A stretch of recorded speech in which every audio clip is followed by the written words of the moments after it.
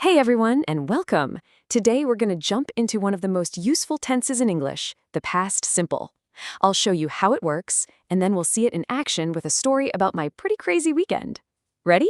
Let's get started. Okay, so what exactly is the past simple? Well, it's pretty simple. We use it to talk about actions that started and finished in the past. You know, things that are completely done. Think about yesterday, last week, or even last year. If it's over, you use the past simple. All right, first things first. Let's look at how to make positive sentences. This is how you tell someone what you did. And you know what? The formula is super straightforward. All you need is a subject, like I, you, or she, and then the past form of the verb. That's really it. Now, there are two kinds of past verbs you gotta know about. For regular verbs, it's easy. You just add ed to the end. So watch becomes watched. Simple, right? But then there are the irregular verbs. These are different. They change their form completely. Like go turns into went. There aren't really rules for these. You just have to learn them as you go. Let's look at a perfect example. I visited my friend yesterday. Here, I is the subject, and visited is that regular past verb. The whole sentence just tells us about an action that's completed. It's finished. It happened yesterday.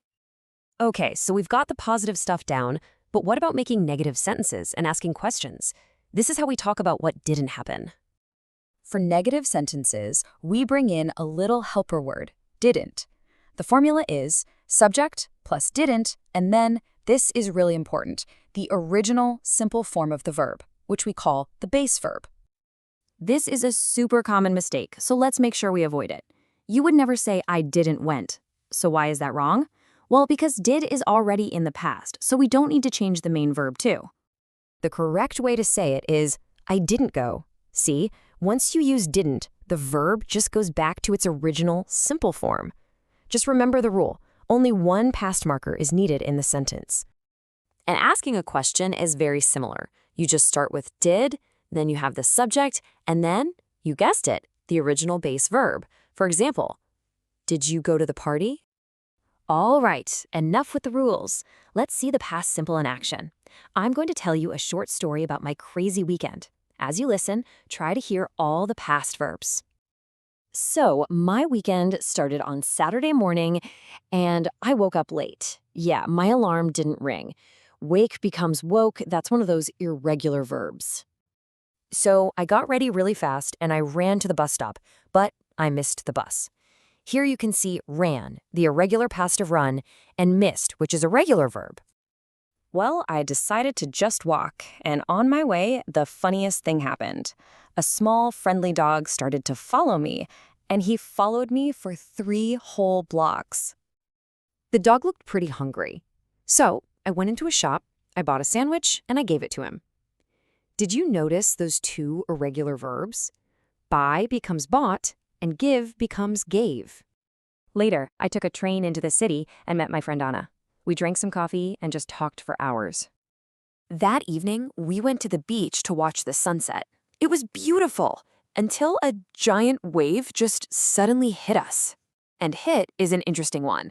It's an irregular verb, but its past form is the same as its base form. After that very busy Saturday, my Sunday was so quiet. I stayed home, cleaned my room, and watched a movie. It was a really relaxing end to a crazy weekend. And that was my story. Were you able to hear all those past simple verbs? Now let's review some of the keywords and do a little bit of practice together. Okay, let's review a few verbs from the story. We had irregular verbs like woke up, bought, and met. And we also had regular verbs that end in ed, like missed, followed, and stayed. Okay. Now it's your turn to speak. I'm going to say a sentence from the story. I just want you to listen carefully and then repeat it out loud. Let's give it a try. Ready? Repeat this sentence, I woke up late. Awesome. Saying the words out loud really helps your memory and your pronunciation. We're almost at the end. For the final part, I've got a small challenge for you to practice everything we've learned today. This is where you can really start to make the grammar your own. So here is your final challenge. Try writing 6 sentences about your own weekend using the past simple. Write 2 positive sentences, 2 negative sentences, and 2 questions. This is honestly the best way to practice and remember what you've learned. Thank you so much for joining me, and I'll see you in the next one.